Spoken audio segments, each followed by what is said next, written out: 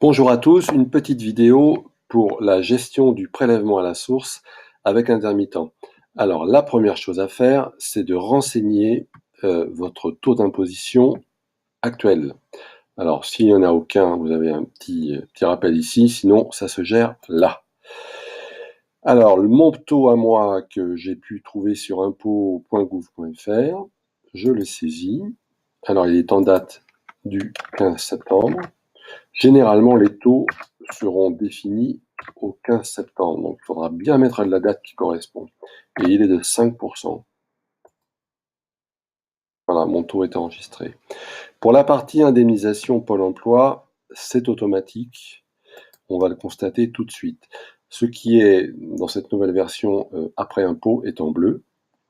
Donc il y a une colonne pour les salaires, pour les droits et le total. Donc les droits, on constate que les mois de novembre et d'octobre n'ont pas été soumis au prélèvement à la source. En revanche, à partir de décembre, comme c'est payé en janvier, le prélèvement à la source s'applique. On voit bien qu'il y a une différence, une petite baisse entre 1049 et 990. Pour les droits, c'est réglé. Pour les emplois, alors il vous faudra éditer les emplois de janvier et de février si vous en aviez saisi pour y ajouter les informations qui manquent. C'est parti. Alors, pour le MI5, ça se passe ici. Il y a l'aide complète là, au cas où. En gros, on a besoin du net avant impôt et du net après impôt. Alors, le net avant impôt, le net imposable, le net après impôt sont sur le bulletin de salaire.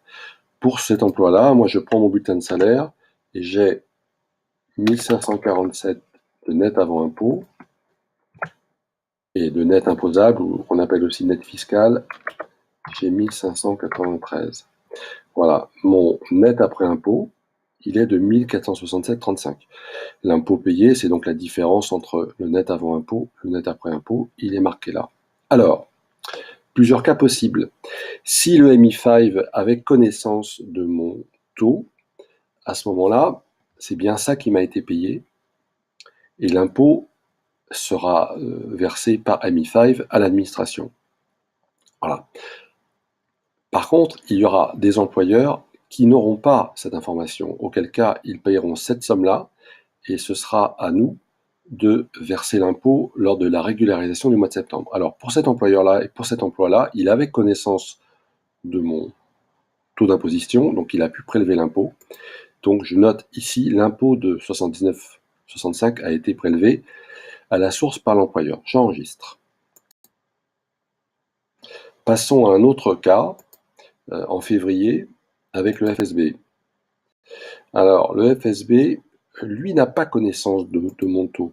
Sur mon bulletin, j'ai bien 1200 avant impôt, un net imposable de 1250, donc un impôt théorique que je dois, enfin un net après impôt de 1137 et un impôt théorique de 62,50. Mais le FSB n'ayant pas connaissance de mon taux applicable, n'a pas pu le prélever.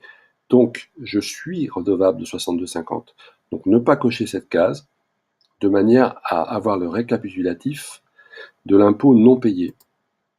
J'enregistre, donc il est bien marqué impôt impayé, et on va voir ce qui se passe en revenu. Alors, pour le mois de janvier, on a bien un salaire après impôt de 1467, et l'impôt a été payé. Il n'y a rien à payer en septembre. Par contre, pour l'emploi du FSB, là, en février, on a un impôt, enfin un salaire après impôt de 1138 et 63 € qui resteront à payer. Et on aura le récap, bien sûr, ici, lorsque on prendra l'année fiscale pour savoir ce qui nous attend au mois de septembre lors de la régularisation. Voilà. C'est tout pour le prélèvement à la source.